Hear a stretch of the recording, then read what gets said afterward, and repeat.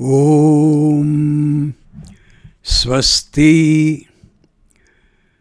శ్రీ గణేశాయ నమః.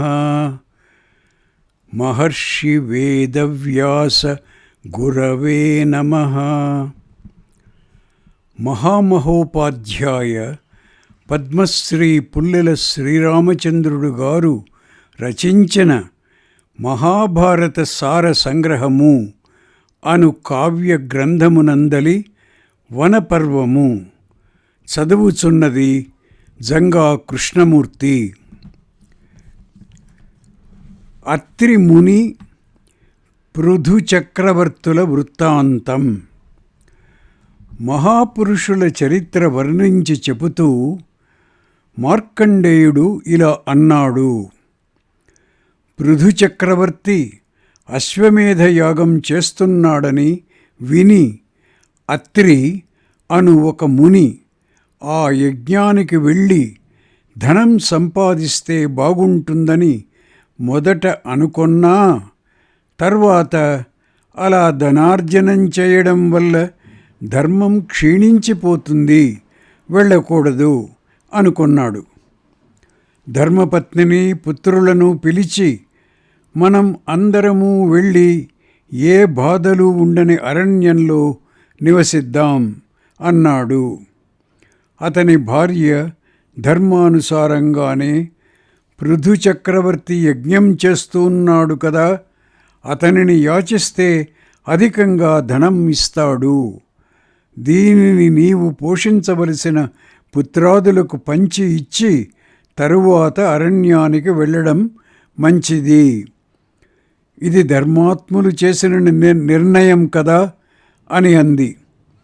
భార్య మాటలు విని అత్రి మహాభాగ్యవంతురాల, పృథు చక్రవర్తి ధర్మార్థాలను పరీక్షించేవాడని, సత్యవ్రతుడని మహాత్ముడైన గౌతముడు నాకు చెప్పి ఉన్నాడు. అందుచే ఆయన నుండి ప్రతిగ్రహం పట్టడంలో దోషం లేదు. కానీ అక్కడ మనల్ని ద్వేషించే చాలామంది బ్రాహ్మణులు ఉన్నారని కూడా గౌతముడు చెప్పాడు. అందుచేత నాకు వెళ్ళడానికి మనస్సు రావడం లేదు. ఎందుచేతననగా ధర్మ కామ అర్ధసమ్మతమైన ఏవైనా మంచి మాటలు నేను చెప్పినా వాళ్ళు విపరీతార్థాలు తీయవచ్చును అని పలికి, ఏమైనా నువ్వు చెప్పినది ధర్మసమ్మతమే కాన వెడతాను అని అంటూ యజ్ఞశాలకు వెళ్ళాడు. అత్రి పృథు చక్రవర్తి దగ్గరకు వెళ్ళి, నీవు ధన్యుడవు, సర్వసమర్థుడవు, నీవే మొదటి చక్రవర్తివి, మునులందరూ నిన్ను మించిన ధర్మవేత్త లేడని స్తుతిస్తుంటారు అని అతనిని ప్రశంసించాడు. ఆ మాటలు విన్న గౌతముడు, ఇతనిని అలా ఎలా స్తుతిస్తావు? మనందరికీ మొట్టమొదటి పాలకుడు ఇంద్రుడు, ప్రజాపతి కదా అని అధిక్షేపించాడు. అది దేవలోకంలో అయితే కావచ్చును, భూలోకంలో మనకు పృథు చక్రవర్తియే విధాత అన్నాడు అత్రి. వాళ్ళిద్దరూ వాదం చేసుకుంటూ తీర్పు చెప్పమని సనత్కుమారుణ్ణి అడిగాడు. ధర్మాత్ముడైన క్షత్రియుడైన పాలకుడు సర్వదేవతా స్వరూపుడు. అందుచేత అత్రి అన్న మాటలలో తప్పేమీ లేదు అని అతడు తీర్పు చెప్పాడు. పృథు చక్రవర్తి సంతోషించి అత్రికి చాలా ధన కనకాదులిచ్చి సత్కరించాడు. అత్రి ఆ ధనాన్నంతని పుత్రులకు పంచిపెట్టి ప్రశాంత చిత్తంతో తపస్సు చేసుకొనడం కొరకు వనానికి వెళ్ళిపోయాడు. వైవస్వత మను చరిత్ర. మాకు వైవస్వత మనువు చరిత్ర చెప్పుమని యుధిష్ఠిరుడు కోరగా మార్కండేయుడు ఇలా ప్రారంభించి చెప్పాడు. మనువు వివస్వంతుని అనగా సూర్యుని కుమారుడు. అతనికి వైవస్వత మనువు అని పేరు. అతడు బదరికాశ్రమం వెళ్ళి కొన్ని వేల సంవత్సరాల పాటు తీవ్రమైన తపస్సు చేస్తున్నాడు. ఒకనాడు ఒక చిన్న చేప అతని వద్దకు వచ్చి, పూజ్యుడా, నేనొక చిన్న చేపను. నేను చెరువులో ఉంటే పెద్ద చేపలు నన్ను మింగేస్తాయి. అందుచేత నువ్వు రక్షించాలి అని కోరింది. అతడు జాలిపడి దానిని స్వయంగా తీసుకుని వెళ్ళి ఒక జలపాత్రలో ఉంచి పుత్రుణ్ణి పెంచినట్లు పెంచాడు. ఆ చేప పెరగడంతో ఆ పాత్ర దానికి చాలలేదు. అది మనువును కోరగా అతడు దానిని ఒక అతి విశాలమైన దిగుడు బావిలో ఉంచాడు. అది కూడా చాలలేదు. అప్పుడు ఆ మత్స్యం కోరగా మనువు దానిని గంగానదిలో విడిచిపెట్టారు. ఇక్కడ కూడా నాకు చోటు చాలక కదలలేకుండా ఉన్నాను. సముద్రంలో ప్రవేశపెట్టు అని ఆ మత్స్యం కోరగా రాజు అలా చేశాడు. ఎంత పెద్దగా పెరిగినా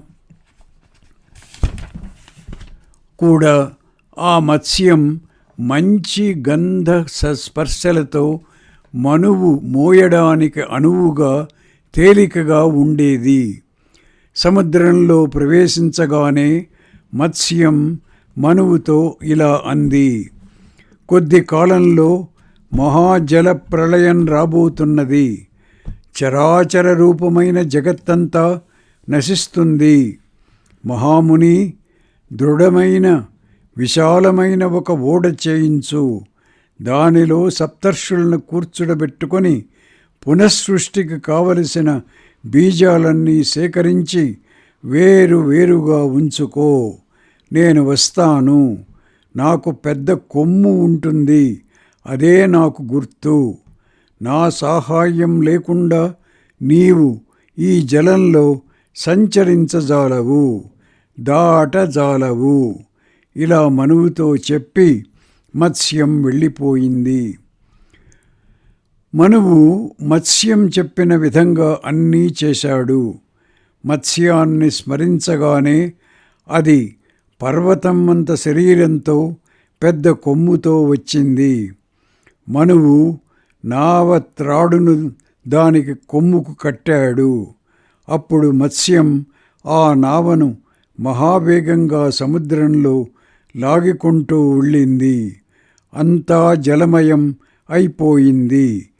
ఈ విధంగా ఆ నావ కొన్ని సంవత్సరాల పాటు మహాసముద్రంలో తేలియాడింది. చివరికి మత్స్యం నావను హిమవత్ పర్వత శిఖరం దగ్గరికి లాగుకొని వెళ్ళి సప్తర్షులతో, ఈ నావను ఈ శిఖరానికి కట్టండి. నేను ప్రజాపతిని. ఈ జలం నుండి మిమ్ములను రక్షించాను. మనువు మళ్ళీ స్థావర జంగమాత్మకమైన జగత్తును సృజించవలసి ఉంది. నా అనుగ్రహం చేత అతనికి సృష్టి విషయంలో పరిపూర్ణమైన శక్తి లభిస్తుంది అని చెప్పి వెళ్ళిపోయింది. అక్కడ మనువు తీవ్రమైన తపస్సు చేసి ఆ తపోబలం చేత జగత్సృష్టి ప్రారంభించాడు. మార్కండేయుడు ప్రళయకాలంలో వటపత్రసాయిని చూచుట. వైవస్వత మనువును గూర్చి విన్న తరువాత యుధిష్ఠిరుడు యాగాలు, యుగాలు, యుగధర్మాలు మొదలైన విషయాలను గూర్చి చెప్పమని అడిగాడు. మార్కండేయుడు ఇలా చెప్పాడు. వాస్తవంలో నిర్గుణుడు, సృష్ట్యాది కార్యనిర్వహణంలో సగుణుడు అయిన జనార్దనుడే జగత్ సృష్టికర్త. ఈ పరమాత్మకు కారణభూతుడెవ్వడూ లేడు. ప్రళయకాలంలో ప్రపంచకం అంతా నశించిపోయిన పిమ్మట సృష్టి ప్రారంభంలో వచ్చే యుగం కృతయుగం.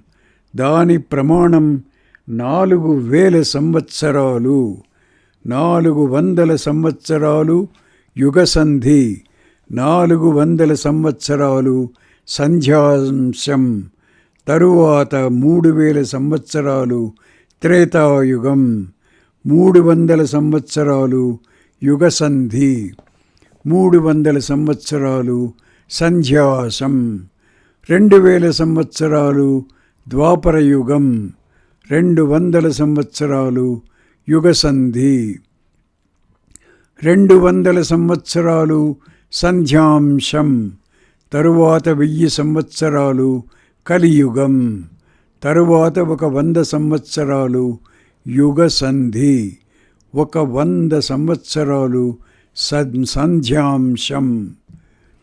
ఈ 12,000 సంవత్సరాలకి పేరు యుగం. కలియుగం తరువాత మళ్ళీ కృతయుగం ప్రారంభం అవుతుంది. కలియుగంలో ఆచారాలన్నీ అస్తవ్యస్తం అయిపోతాయి.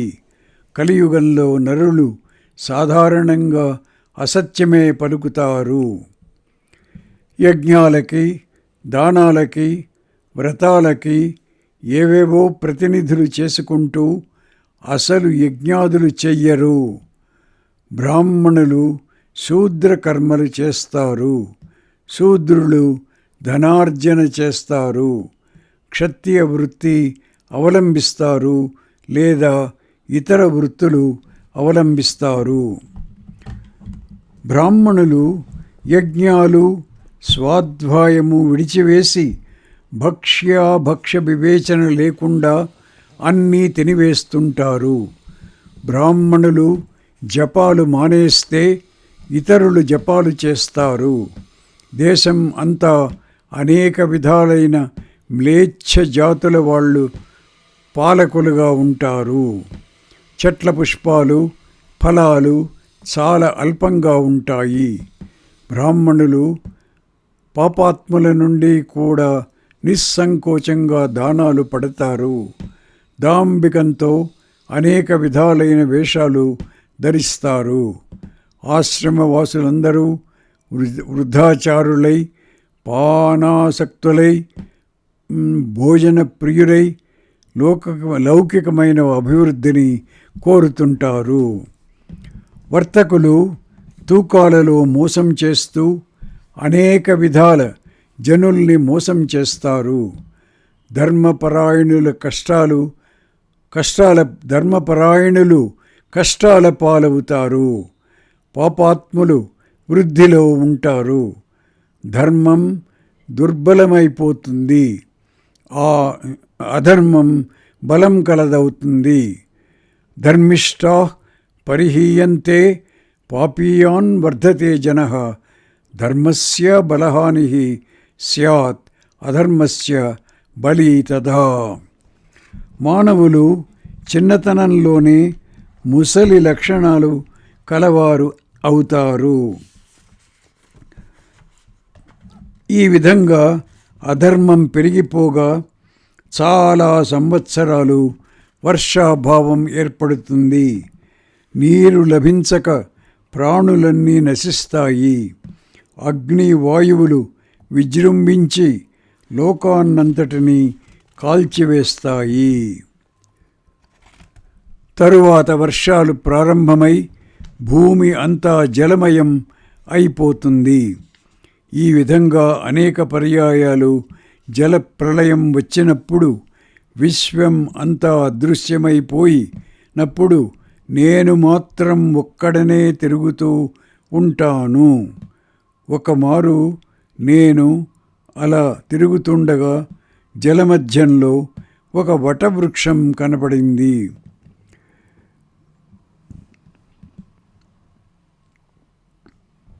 దాని ఆకు మీద ఒక బాలుడు శయనించి ఉన్నాడు. లోకం అంతా నశించిపోయింది కదా, ఈ శిశువు ఎలా ఉన్నాడు అని ఎంత ఆలోచించినా నాకు ఏమీ తెలియలేదు. ఇంతలో ఆ శిశువు నన్ను పిలిచి, మార్కండేయ, నీవు తిరిగి తిరిగి చాలా అలసిపోయావు. ఎంతకాలం ఉండాలనుకుంటే అంతకాలం ఇక్కడ ఉండి విశ్రాంతి తీసుకో అని అంటూ నోరు తెరిచాడు. నేను అప్రయత్నంగా ఆ నోటిలోనికి వెళ్ళిపోయి అతని ఉదరంలో ప్రవేశించాను. అక్కడ నాకు సకల పర్వతవనాదులతోనూ నదులతోనూ వివిధ ప్రాణులతోనూ 14 భువనాలు కనపడ్డాయి. ప్రళయానికి ముందు బయట కనపడిన సకల ప్రపంచాలు అక్కడ కనపడ్డాయి.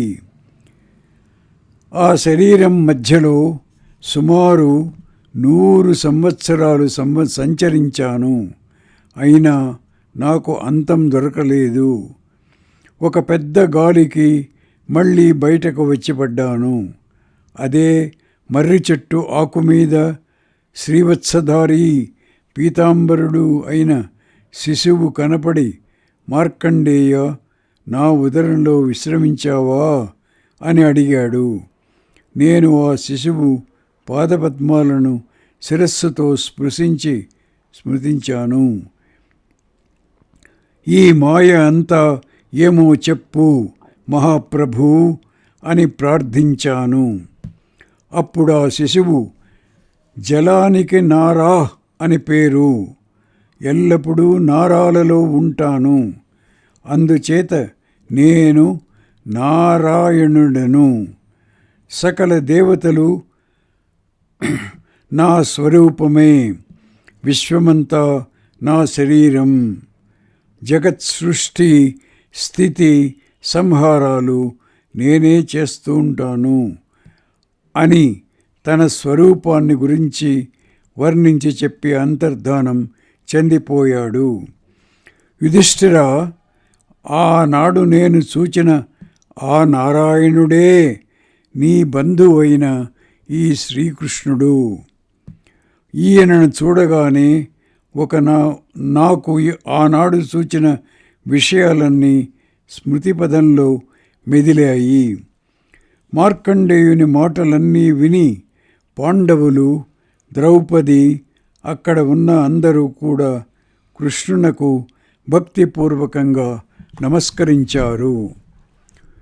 యుధిష్ఠిరుడు అడుగగా మార్కండేయుడు కలియుగ లక్షణాలను వర్ణించి చెప్పి, కలియుగాంతంలో సంభల గ్రామంలోని ఒక బ్రాహ్మణ కుటుంబంలో విష్ణుయశన్ అను కల్కి అను నామాంతరం గల ద్విజుడు జన్మించి దుష్టులను సంహరించి మరల ధర్మం స్థాపిస్తాడని, అప్పుడు మళ్ళీ కృతయుగ ప్రారంభం అవుతుందని చెప్పారు.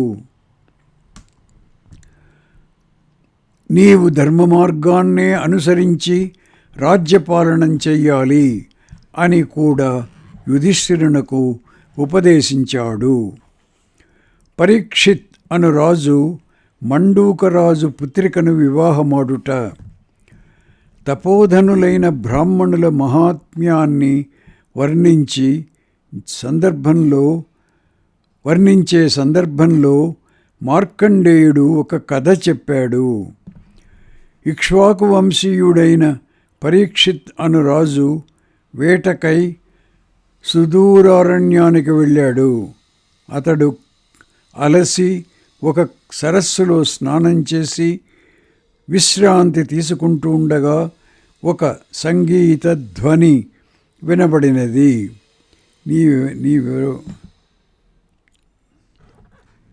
నీవెవరవు, నిన్ను నేను వివాహమాడ కోరుతున్నాను అని ఆ రాజు అన్నాడు.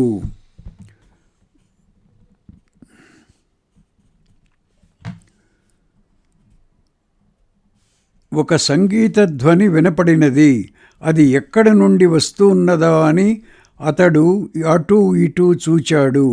ఒక కన్య కనపడింది. నీవెవరవు, నిన్ను నేను వివాహమాడ కోరుతున్నాను అని ఆ రాజు అన్నాడు.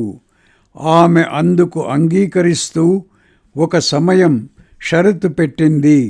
నాకు నీవెన్నడూ నీళ్లు చూపకూడదు అంది. అందుకు అంగీకరించి అతడు ఆమెను పరిణయమాడి నగరానికి తీసుకుని వెళ్ళాడు. ఒకనాడు ఒక ఉద్యానంలో వారిరువురు విహరిస్తుండగా నీటితో నిండిన దిగుడు బావి కనపడింది. ఆమె అందులో ప్రవేశించి అదృశ్యురాలైంది.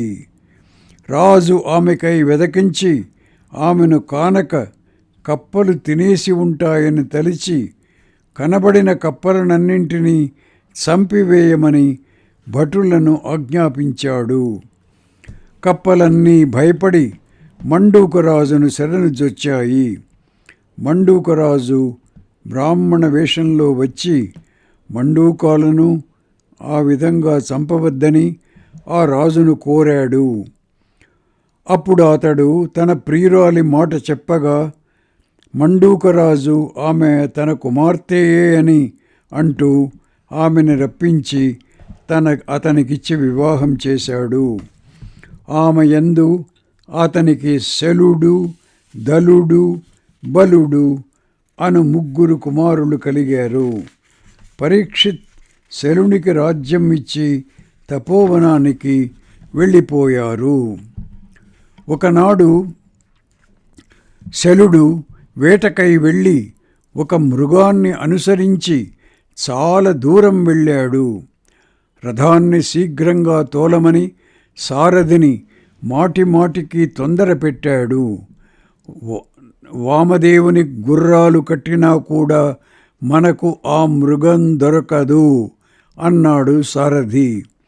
శలుడు ఆ మాటలు విని వామదేవుని వద్దకు వెళ్ళి ఆ 2 అశ్వాలను నాకు ఇమ్ము, పని అయిపోయిన వెంటనే తిరిగి ఇస్తాను అని చెప్పి వాటిని రథానికి కట్టించి ఆ మృగాన్ని పట్టుకొనగలిగాడు.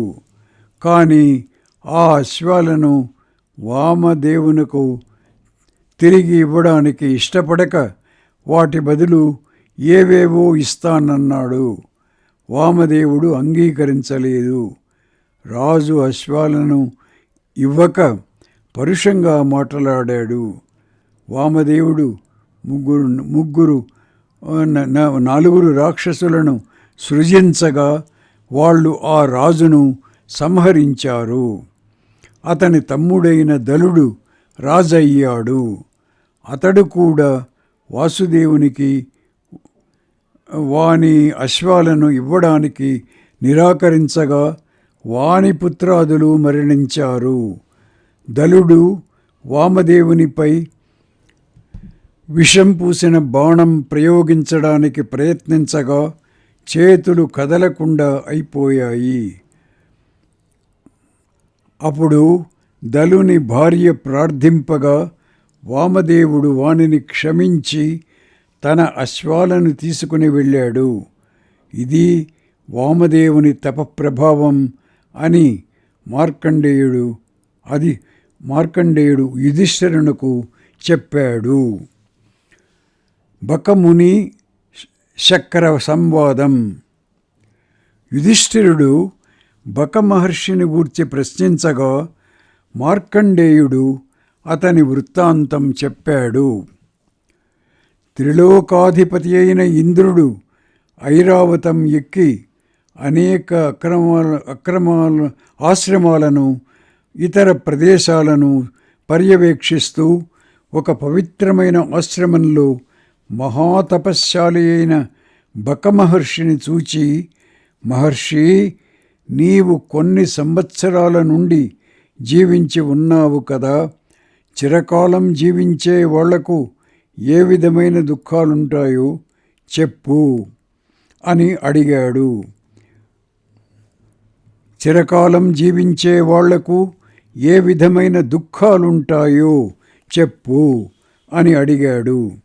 అప్పుడు బకమహర్షి చిరజీవులకు కలిగే కష్టాలను గూర్చి ఇలా వివరించి చెప్పాడు. చిరకాలం జీవించే వాళ్ళు అప్రియులతో కలిసి నివసించవలసి వస్తుంది. ప్రియులు దూరం అవుతారు. అసత్పురుషులతో సంబంధం ఏర్పడుతూ ఉంటుంది. ఇది చాలా దుఃఖకరంగా ఉంటుంది. అప్రియై సహ సంవాసః ప్రియైశ్చాపి వినాభవః. అసద్భిః సంప్రయోగశ్చ తద్దుఃఖ చిరజీవినాం. వనపర్వము 193:18. పుత్రదారాదులు, జ్ఞాతులు, మిత్రులు అందరూ నశించగా ఇతరుల మీద ఆధారపడవలసి ఉంటుంది. ఇంతకంటే దుఃఖం ఏముంటుంది? పుత్రదార వినాశో అత్ర జ్ఞాతీనాం సుహృదమపి పరేష్వాయత్తత కృచ్ఛం కిం ను దక్కతరం తతః. వనపర్వము 193:19. ధనం లేనివారిని అందరూ తిరస్కరిస్తారు. ఇంతకంటే దుఃఖం మరొకటి ఉండదు. సత్కులాలలో పుట్టిన వాళ్ళు దుష్కులాలలో పుట్టిన వాళ్ళ అధీనంలో ఉండవలసి వస్తుంది. దరిద్రులను ధనవంతులు పీడిస్తారు. అంతకంటే దుఃఖం ఏముంటుంది? కులే జాతశ్చ క్లిశంతే దౌష్కులేయవశానుగా అద్వైర్దరిద్రాక్షాక్రాంతాః కిం ను దుఃఖతరం తతః. వనపర్వము 193:24. చిరజీవుల కష్టాలన్నీ చెప్పావు, వాళ్ళకి సుఖాలేవైనా ఉంటాయా అని అడిగాడు ఇంద్రుడు. ఎవరిని యాచించకుండా, ఎవరి మీద ఆధారపడకుండా ఉన్నదానితో సంతృప్తి చెందేవాడు చాలా సుఖంగా ఉంటాడు అని సమాధానం ఇచ్చాడు బకమహర్షి. శిబి సుహోత్రుల మహాత్మ్యం. రాజర్షుల మహాత్మ్యాన్ని చెబుతూ మార్కండేయుడు ఇలా అన్నాడు. కురువంశానికి చెందిన సుహోత్రుడును రాజు ఒకనాడు మహర్షులను పూజించి రథారూఢుడై తిరిగి ఇంటికి వెడుతుండగా రథారూఢుడైన శిబి ఎదురుగా వస్తున్నాడు.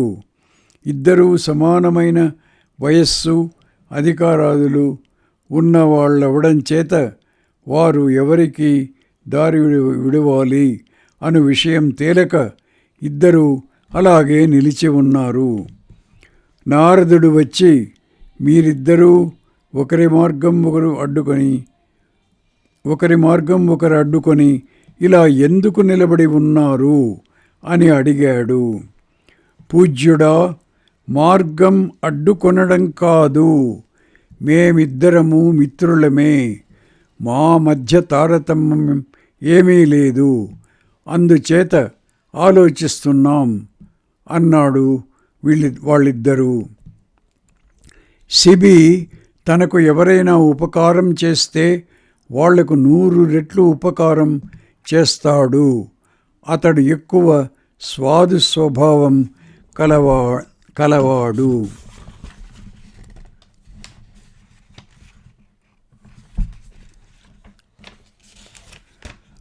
అతడు లోభిని దానం చేత వశం చేసుకుంటాడు, అసత్యవాదిని సత్యం చేత వశం చేసుకుంటాడు, క్రూరుణ్ణి ఓర్పు చేత వశం చేసుకుంటాడు, అసాధువును సాధుత్వం చేత వశం చేసుకుంటాడు.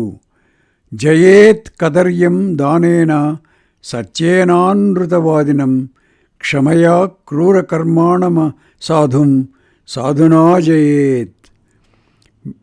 వనపర్వము 194:6. మీరిద్దరూ ఉదార స్వభావులే, మీరిద్దరూ నిర్ణయించుకొని ఏమి చేస్తే యుక్తమో అది చెయ్యండి అన్నాడు నారదుడు.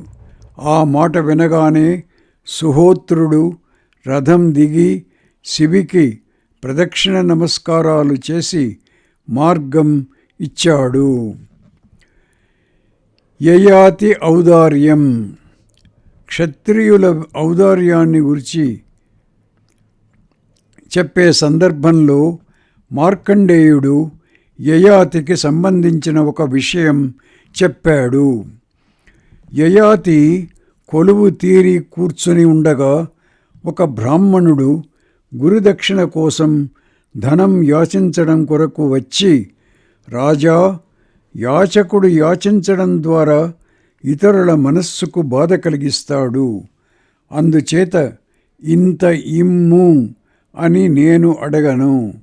నువ్వే మనస్సులో బాధపడకుండా కొంత ఇయ్యి, ఎంతో కొంత ఇయ్యి అని యయాతిని అడిగాడు. రాజు, నేను ఇవ్వశక్యం కాని వస్తువు ఇస్తానని మాట ఇవ్వను. ఇవ్వగలిగింది ఇచ్చి సుఖంగా ఉంటాను, బాధపడను. ఇది ఇచ్చానని చాటి చెప్పుకొనను. నీకు 1000 దేనువులు ఇస్తున్నాను అంటూ ఆ బ్రాహ్మణుకు గోసహస్రం ఇచ్చాడు. అతడిది గురువుకు దక్షిణగా సమర్పించాడు. ఇది దురాశ లేని ప్రతిగృహీత సంతోషపూర్వకంగా దానం చేసే దాత. వీరి కథ. శిబి కథ. మార్కండేయుడు శిబి తన శరీరాన్ని కూడా పావురానికి బదులు డేగకు ఇచ్చిన కథ చెప్పి ఆ చక్రవర్తికే సంబంధించిన మరొక కథ కూడా ఇలా చెప్పాడు. విశ్వామిత్ర కుమారుడైన అష్టకుడు అశ్వమేధయాగం చేశాడు. దానికి రాజులందరూ వెళ్ళారు. ప్రతర్ధనుడు, వసుమనస్సు, శిబి అనువారు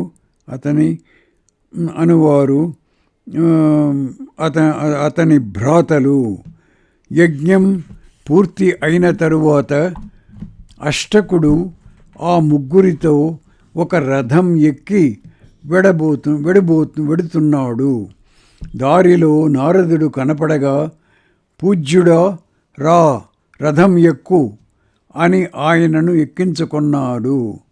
వాళ్లలో ఒకడు నారదుణ్ణి సవినయంగా, దేవర్షి, మేం నలుగురము కూడా స్వర్గానికి బయలుదేరాం. వెళ్ళజాలని పక్షంలో ఎవరు ముందుగా దిగవలసి ఉంటుంది అని ప్రశ్నించాడు. ముందు అష్టకుడు దిగాలి.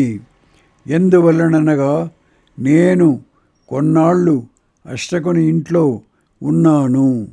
అతనితో రథం ఎక్కి వెళుతూ రంగులను బట్టి వేరువేరుగా మందలుగా ఉన్న 1000 కొలది ఆవులను చూచి, ఇవి ఎవరివి అని అడిగాను. ఇవన్నీ నేను దానం ఇచ్చినవే అని తనను తాను శ్లాఘించుకుంటూ సమాధానం చెప్పాడు. అందుచేత అతడు ముందు భూలోకానికి దిగుతాడు. మిగిలిన ముగ్గురిలో ముందు ఎవరు దిగాలి అని అడుగగా, ప్రతర్ధనుడు దిగాలి. ఒకనాడు నేను, ఇతడు ఒక రథం మీద ప్రయాణం చేస్తుండగా దారిలో వరుసగా 4 బ్రాహ్మణులు వచ్చి, నాకు అశ్వం కావాలి అని అడగగా 4కి 4 ఇచ్చివేసి కొంచెం విసుక్కున్నాడు. అందుచేత అతడు దిగిపోవాలి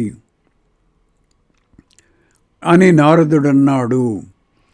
అయితే మిగిలిన 2 ఎవరు ముందు దిగాలి అని అడగగా, వసుమనస్సు దిగాలి. నేను లోక సంచారం చేస్తూ వసుమనస్సు ఇంటికి వెళ్ళాను. అక్కడ పుష్పరథానికి, అనగా భూమి మీద, ఆకాశంలోనూ, పర్వత సముద్రాల మీద సంచరించగలిగిన రథానికి బ్రాహ్మణులు స్వస్తి వాచనం చేశారు. దానిని వాళ్ళందరికీ చూపించారు. నేను దానిని ప్రశంసించగా, ఇది మీదే అన్నాడు. నాకు ఒక మారు ఆ రథం అవసరమై అతని వద్దకు వెళ్ళి, నాకు రథం ఎరువు ఇమ్మని అడగలేదు, కానీ దానిని ప్రశంసించాను. నా అభిప్రాయం తెలిసి కూడా ఇతడు ఇవ్వలేదు. అందుచేత ఇతడు దిగాలి అన్నాడు నారదుడు. ఒకడే వెడితే ఎవరు దిగాలి అని అడుగగా శిబి ముందుకు ప్రయాణం సాగిస్తాడు. నేను దిగిపోవాలి, నేను శిబితో సమానుడను కాను. ఒక బ్రాహ్మణుడు శిబి వద్దకు వెళ్ళాడు. ఏమి చెయ్యాలో ఆజ్ఞాపించు అని శిబి అన్నాడు. నాకు నీ పుత్రుని మాంసం వండి పెట్టాలి అన్నాడు బ్రాహ్మణుడు. శిబి ఏమాత్రము సంకోచం లేకుండా పుత్రమాంసం వండి ఆ పాత్ర నెత్తి మీద పెట్టుకొని బ్రాహ్మణుని దగ్గరకు వెళ్ళాడు. అతడు అక్కడ లేడు. ఇంతలో కొందరు వచ్చి, ఆ బ్రాహ్మణుడు నీ గృహాలన్నీ కాల్చివేస్తున్నాడు అని శిబితో చెప్పాడు. అప్పుడు ఏమీ తొందరపాటు లేకుండా శిబి ఆ బ్రాహ్మణుని దగ్గరకు వెళ్ళి, బ్రాహ్మణ, ఇదిగో ఆహారం, తిను అన్నాడు. అతడు కోపంతో, నాకు వద్దు, నువ్వు తిను అన్నాడు.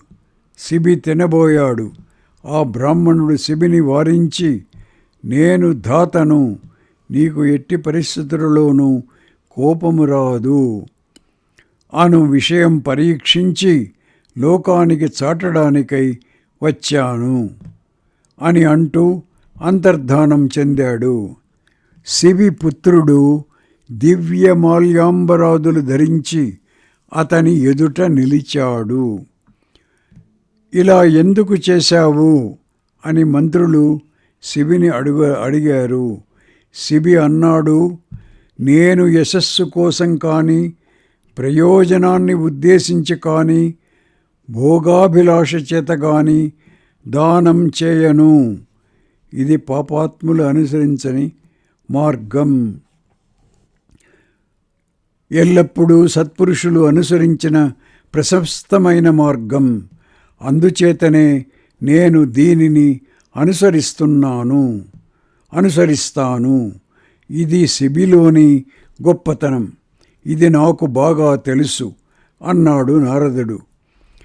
నైవాహమేతద్ యశసే దదాని నా చార్ధ హేతోర్న చ భోగతృష్ణయా పాపైర్నాసేవితవేష మార్గః ఇత్యేవ మేతత్ సకలం కరోమి. సద్భిః సదాధ్యాసితం తు ప్రశస్తం తస్మాత్ ప్రశస్తం శ్రేయతే మతిర్కే. ఏతన్మహాభాగ్యవరం శిబేస్తు తస్మాదహం వేద యథావదేక్. వనపర్వము 188-54. ఓం తత్సత్.